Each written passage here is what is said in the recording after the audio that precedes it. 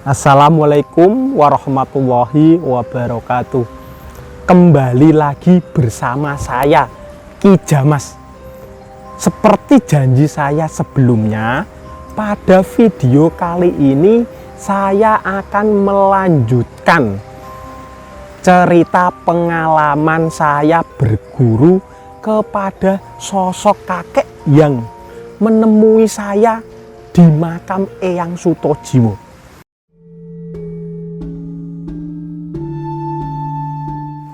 Ya, begini kisahnya. Seperti biasanya, ketika malam Jumat Kliwon, saya mengunjungi makam Eyang Sutojiwo. Seperti biasanya, sesampai di makam Eyang Sutojiwo, saya langsung bermeditasi. Malam itu suhu udara cukup dingin dan anginnya berhembus sangat lembut. Jika digambarkan, suasana malam itu begitu sunyi, hanya terdengar suara daun yang bergesekan karena terpapar angin dan suara serangga seperti jangkrik, belalang, dan lainnya. Sesekali saya mendengar suara lolongan anjing dari kampung sebelah yang jaraknya cukup jauh. Suasana seperti itu tidak membuat saya takut, justru membuat saya semakin fokus untuk bermeditasi. Ya, saya tidak perlu menceritakannya secara lengkap apa yang saya lakukan ketika bermeditasi. Anda pasti tahu sendirilah orang bermeditasi itu seperti apa. Singkat cerita, setelah bermeditasi, saya membuka kedua kelopak mata saya secara perlahan. Anehnya, saya melihat cahaya berwarna putih kekuningan dan ada di depan saya. Awalnya cahaya itu terlihat redup seperti bola lampu berdaya 5 watt. Namun cahaya tersebut lama-lama semakin terang hingga pancarannya menyilaukan kedua mata saya. Dan dari arah pancaran cahaya tersebut, saya melihat sosok kakek tua yang malam sebelumnya juga menemui saya. Dengan perlahan, ia mendekati saya lalu menjamah pundak saya. Tubuh saya pun terasa kaku dan tak mampu digerakkan.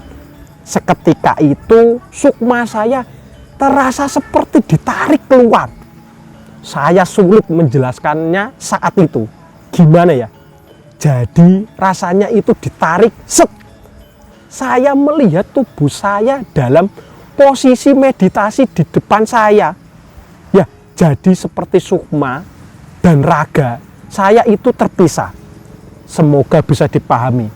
Kemudian sosok kakek tua tersebut mengejar saya keluar dari tempat itu. Kemudian berjalan selangkah demi selangkah hingga keluar dari pintu gerbang makam Eyang Sutojiwo. Anehnya, setelah keluar dari makam, suasana di tempat itu berubah. Jalannya lebar yang biasanya saya lewati itu menghilang dan sebenarnya di sekitar tempat ini ada beberapa rumah tembok yang berdiri dengan kokoh. Namun yang saya lihat pada saat itu hanya hamparan semak berduri dan jalan setapak sempit. Kemudian kami berjalan menyusuri jalan sempit tersebut hingga bertemu sebuah desa kecil. Tidak ada jalan aspal, tidak ada listrik. Dinding rumahnya dibuat dari anyaman bambu atau gedek dengan atap rumbiah. Penerangan jalan di sana menggunakan obor ditancapkan di pinggir jalan. Bayangkan, masyarakat di sana menggunakan pakaian seperti yang kita pakai ini. Kebanyakan mereka memakai kain yang dibalut pada tubuh. Ya, mirip seperti sosok jin yang saya temui kemarin. Bedanya, kain yang digunakan adalah kain batik, yang perempuan juga menggunakan kemben untuk menutup aurat tubuhnya.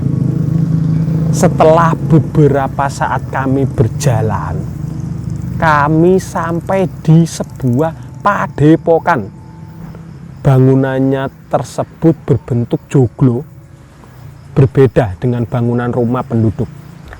Saya dipersilakan duduk oleh kakek ini.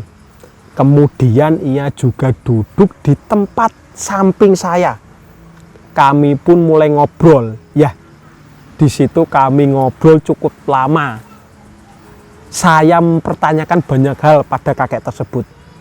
Saya tidak bisa menceritakan secara lengkap apa yang kami bicarakan, karena akan memakan waktu yang sangat lama jika dibahas di video ini. Nama padepokan yang saya kunjungi ini adalah Padepokan Argo Tumelung, dan nama desanya adalah Tanggul. Untuk lokasinya saya tidak yakin itu di mana. Yang jelas bukan di sekitar makam Eyang Sutojiwo. Mengapa? Karena menurut saya keberadaan alam gaib itu di luar dimensi manusia. Alam gaib tidak terpengaruh ruang dan waktu di dimensi manusia.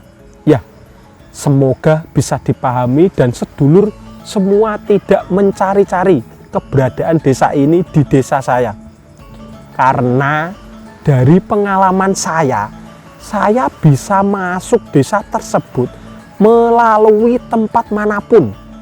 Saya masuk ke desa tersebut dengan bermeditasi. Sekian video tentang pengalaman saya masuk ke desa gaib. Ya, terima kasih sudah menyimak video saya.